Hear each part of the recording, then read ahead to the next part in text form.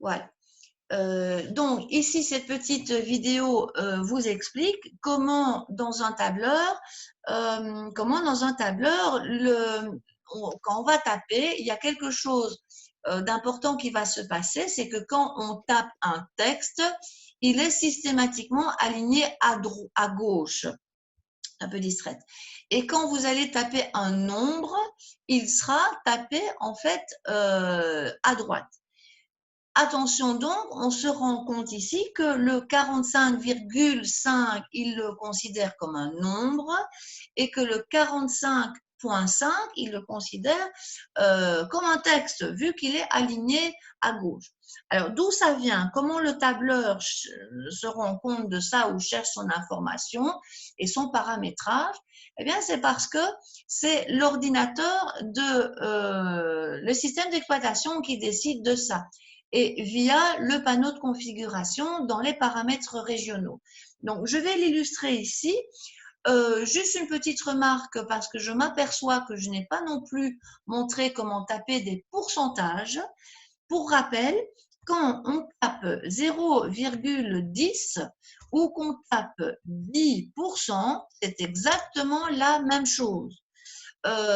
Et en fait, si on tape 10 et le symbole % qui est sur le clavier, on se rend compte que le tableur l'a aligné à droite. Donc, il le considère vraiment comme un nombre. Si on avait le moindre doute, maintenant, on est sûr que, exceptionnellement, hein, parce que ça, c'est vraiment pour le symbole, là, il fait l'exception qui confirme la règle, 10%, il comprend comme étant 0,1. Si je tape 25%, il comprend que c'est comme si j'avais tapé 0,25. Ça a beaucoup d'importance, hein, donc on reparlera de ça plus tard, mais c'est un nombre.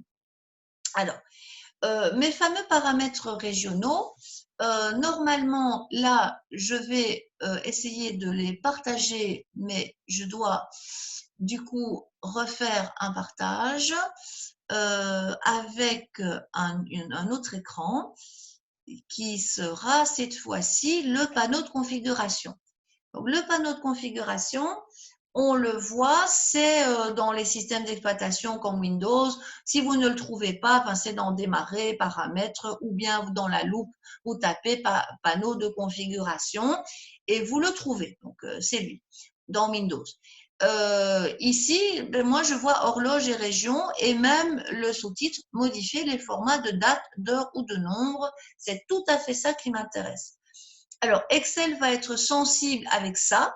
Donc, si vous décidez de changer le format des dates parce que vous préférez un format, par exemple, avec 4 chiffres pour l'année, eh bien, ce sera ici qui va le changer. Parce que je ne change rien, je ne fais que visiter. Après, limite, je reviendrai. Alors, les paramètres supplémentaires, puisqu'on voit que ici, c'est pas bon, on pourrait aller dans paramètres supplémentaires et c'est là qu'on voit qu'on peut tout changer et qu'on s'aperçoit que le symbole décimal de ce système ici est la virgule. Si je mets le point, et je vais le faire pour illustrer la situation, si je mets le point, je vais cliquer sur OK, voilà. Je vais encore cliquer alors sur OK. À mon avis, vous n'aviez pas vu cette boîte. Je vais refaire un partage parce que je crains que sinon l'explication ne soit pas complète. Voilà, donc je reviens quand même dessus. Voilà, la fenêtre dont je parlais en ce qui concerne le sous-titre de modifier les formats de date, d'heure ou de nombre, c'est de ça qu'il s'agit. Et donc, c'est dans paramètres supplémentaires, parce que là, je ne vois que les dates, que je vais aller voir si oui ou non il a mis le symbole, la virgule comme symbole décimal ou pas. Alors, c'est petit, mais il faut bien regarder. Ici, c'est la virgule dans le système français-Belgique. Sinon, on va ouvrir ça, on va aller choisir le point, on clique sur OK, voilà. Je vais encore cliquer une fois sur OK et je vais revenir à mon partage, donc repartager mon écran avec Excel pour voir un petit peu s'il a changé. Alors, j'espère que ça va Ah voilà, il a bien changé ce que je voulais, c'est parfait. Parce que en fait, maintenant, le 45.5 qui était tapé là, il l'a vraiment bien aligné à droite. Et quand je fais la somme, ça veut dire que maintenant, il va vraiment faire la somme de ça. Et il va vraiment avoir le symbole décimal avec le point. Et donc, si en plus maintenant je dis ah mais maintenant je vais taper une virgule, eh ben c'est évidemment c'est l'inverse qui va se passer. Si je mets 20,55, ben on se rend compte que maintenant c'est lui qui est considéré comme du texte et plus avec le point comme tout à l'heure. Et c'est uniquement parce que j'ai été changer ces fameux paramètres régionaux. Alors moi ici, dans l'explication, je vais me contenter de dire le séparateur décimal, c'est la virgule. Mettez-vous tous à l'heure français-Belgique, si j'ose dire.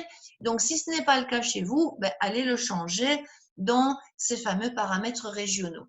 Donc, je vais arrêter l'enregistrement pour ceci maintenant. Donc,